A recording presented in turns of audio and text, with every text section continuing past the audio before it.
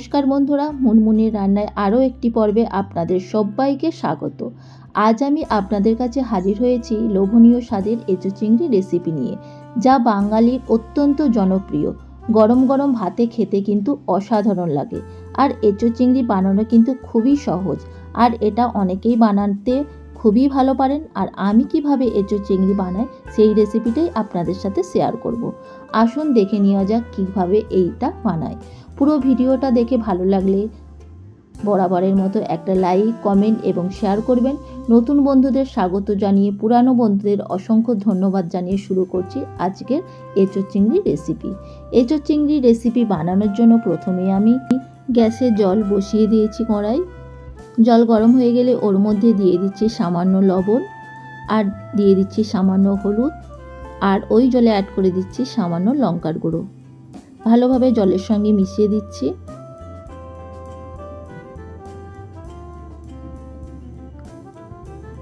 ওই জলের মধ্যে দিয়ে দিচ্ছি কেটে রাখা আলু। আমি এখানে আলু একটু বড় সাইজ করে কেটে নিয়েছি, আপনারা চাইলে আরও ছোট ছোট করে কাট করে নিতে পারেন। দিয়ে আলুটা 50% মতো সেদ্ধ করে নিচ্ছি।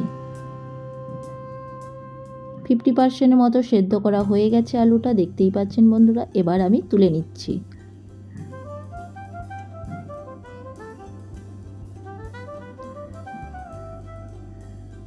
ওই জলের মধ্যে দিয়ে দিচ্ছি কেটে রাখা এঁচোড়। এঁচোড়টা আমি এখানে বড় সাইজ করে কেটে নিয়েছি, আপনারা চাইলে আরও ছোট ছোট করে কাট করে নিতে পারেন। এঁচোড়টাও 50% মতো সেদ্ধ করে নিচ্ছি। এই জলে আগে থেকে হলুদ, লবণ, লঙ্কার গুঁড়ো দেওয়া ছিল, সেই জন্য আর দিচ্ছি না। 50% মতন এঁচোড়টা সেদ্ধ হয়ে গেছে, এবার তুলে নিচ্ছি।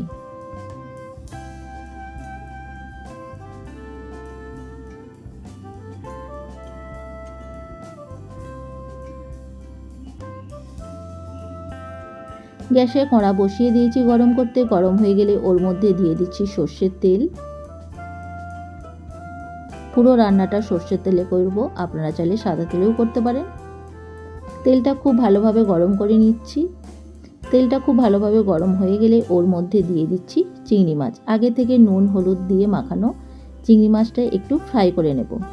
খুব বেশি সময় ধরে চিংড়ি মাছ ভাজার দরকার নেই, মোটামুটি 1 থেকে 1.5 মিনিট ধরে আমি চিংড়ি মাছটা ভেজে নিচ্ছি।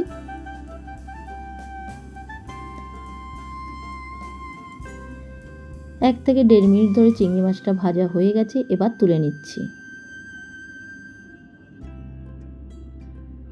ওই তেলের মধ্যে দিয়ে দিচ্ছি সেদ্ধ করে রাখা আলু।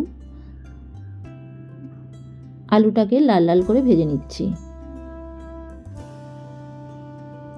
আলুটা দেখতেই পাচ্ছেন বন্ধুরা, আলুটা লাল লাল করে ভেজে নিয়েছি, এবার তুলে নিচ্ছি।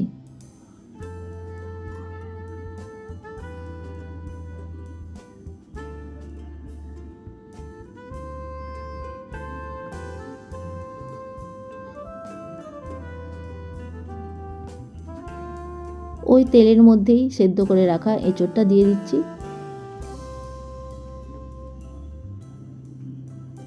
এঁচোড়টাও লাল লাল করে ভেজে নিচ্ছি।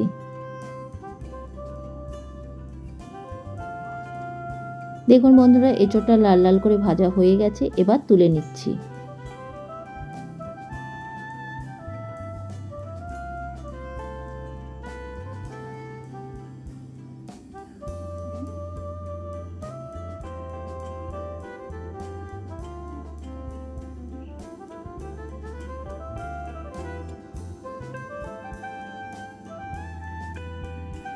ওই কড়ার মধ্যে দিয়ে দিচ্ছি আরও কিছুটা তেল। তেল গরম হয়ে গেলে দিয়ে দিচ্ছি ফোড়ন, একটা শুকনো লঙ্কা, একটা তেজপাতা, কয়েকটা লবঙ্গ, এলাচ আর দারচিনি। একটু নাড়াচাড়া করে নিচ্ছি কয়েক সেকেন্ড ধরে। নাড়াচাড়া করা হয়ে গেছে, ওর মধ্যে দিয়ে দিচ্ছি পেঁয়াজ কুচি। পেঁয়াজ কুচিটাকে লাল লাল করে ভেজে নিতে হবে। খুব বেশি লাল লাল করে ভাজার দরকার নেই, মোটামুটি 3 মিনিট ধরে আমি এই পেঁয়াজটাকে ভেজে নিচ্ছি।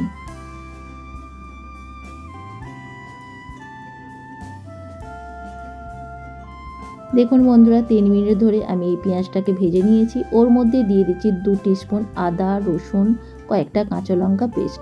আমি এখানে আদা, রসুন, কাঁচা লঙ্কা একসঙ্গে পেস্ট করে নিয়েছি, আপনারা চাইলে কিন্তু আলাদা আলাদাও করে পেস্ট করে নিতে পারেন।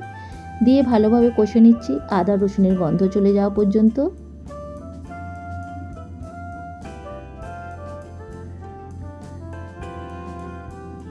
দেখুন বন্ধুরা, আদা রসুনের গন্ধ চলে যাওয়া পর্যন্ত আমি এখানে কষে নিয়েছি।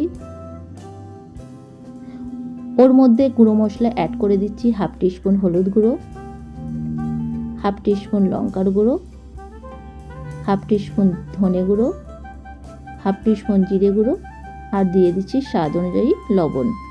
দিয়ে ভালোভাবে কষে নিচ্ছি। একটু জল দিয়ে দিচ্ছি যাতে মশলাটা পুড়ে না যায়। দিয়ে ভালোভাবে কষে নিচ্ছি। এই মশলাটা কিন্তু খুব ভালোভাবে কষে নিতে হবে।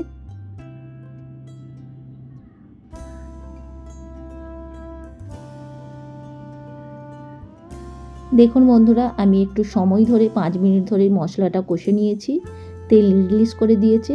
ওর মধ্যে দিয়ে দিচ্ছি টমেটো পেস্ট, দিয়ে দিচ্ছি সামান্য চিনি। চিনি দিতে না চাইলে আপনারা না দিতে পারেন, তবে টেস্টটা ব্যালেন্স করার জন্য চিনি দিয়ে দিলাম।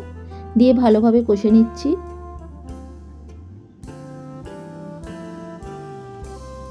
দেখুন মোটামুটি 3-4 মিনিট ধরে আমি এই মশলাটা আবারও কষে নিয়েছি।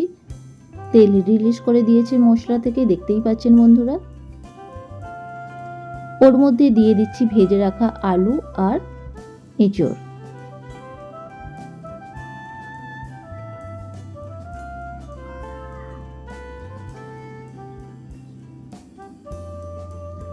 আলু এঁচড় দিয়ে মশলার সঙ্গে ভালোভাবে মিশিয়ে নিচ্ছি।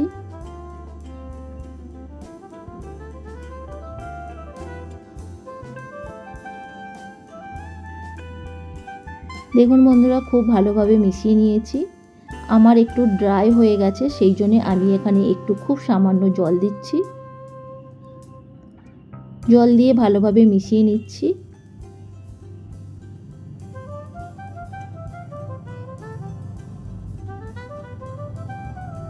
খুব ভালোভাবে মিশিয়ে নিয়েছি, দেখতেই পাচ্ছেন বন্ধুরা। এবার ঢেকে দিচ্ছি আরও 5 থেকে 7 মিনিটের জন্য।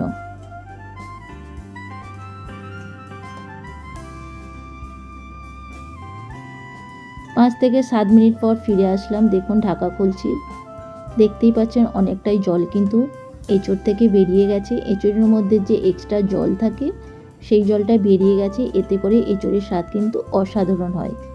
আবারও ভালোভাবে মিশিয়ে নিচ্ছি।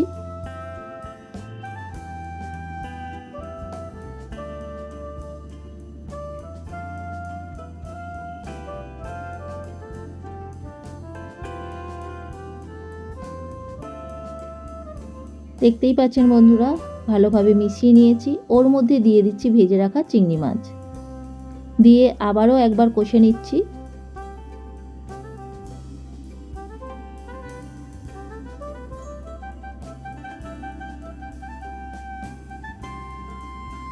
খুব ভালোভাবে মেশানো হয়ে গেলে ওর মধ্যে দিয়ে দিচ্ছি জল। জলের পরিমাণটা আপনারা দেখে দেবেন, খুব বেশি জল দেওয়া দরকার নেই। এঁচড় কিন্তু একটু গ্রেভি গ্রেভি ভালো লাগে। জলের পরিমাণটা অবশ্যই দেখে দেবেন।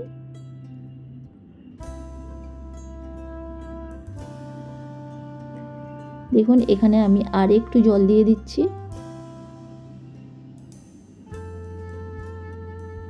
খুব ভালোভাবে মিশিয়ে দিয়েছি।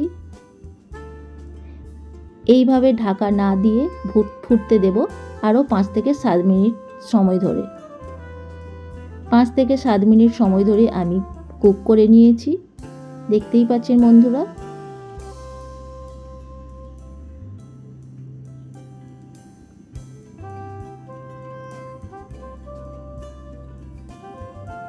দেখুন চেক করে নিচ্ছি, এঁচড় কিন্তু খুব ভালোভাবে কুক হয়ে গেছে। আলু এঁচড় কিন্তু খুব ভালোভাবে সেদ্ধ হয়ে গেছে। নামানোর আগে ওর মধ্যে দিয়ে দিচ্ছি গরম মশলা গুঁড়ো, আর দিয়ে দিচ্ছি 1 টিস্পুন ভাজা মশলা। এই ভাজা মশলাতে আছে গোটা জিরে, গোটা ধনে, কয়েকটা গোলমরিচ, আর আছে দুটো শুকনো লঙ্কা, শুকনো কড়ায় ড্রাই রোস্ট করে। দিয়ে দিলাম 1 টিস্পুন ভাজা মশলা, আর দিয়ে দিচ্ছি 1 টিস্পুন ঘি। এঁচোড় চিংড়িতে কিন্তু অবশ্যই ভাজা মশলাটা দেওয়ার চেষ্টা করবেন, এতে করে কিন্তু এঁচোড় চিংড়ির স্বাদ অসাধারণ হয়। খুব ভালোভাবে মিশিয়ে নিচ্ছি। মিশিয়ে নেওয়ার পর 1 মিনিট ফুটতে দেব। 1 মিনিট ফুটে গেলে গ্যাসের ফ্লেমটা অফ করে দিচ্ছি। আমার চ্যানেলে নতুন বন্ধু হয়ে থাকলে চ্যানেলটিকে প্লিজ সাবস্ক্রাইব করে নেওয়ার অনুরোধ রইল। পাশে থাকা বেল আইকন অবশ্যই প্রেস করে নেবেন, কারণ আমি চ্যানেলে যখনই কোনো নতুন রেসিপি শেয়ার করব তার নোটিফিকেশান আপনাদের কাছে পৌঁছে যাবে। আজকের মতো এই পর্যন্ত, আবার হাজির হয়ে যাব অন্য কোনো রেসিপি নিয়ে। সবাই ভালো থাকবেন, সুস্থ থাকবেন। ধন্যবাদ।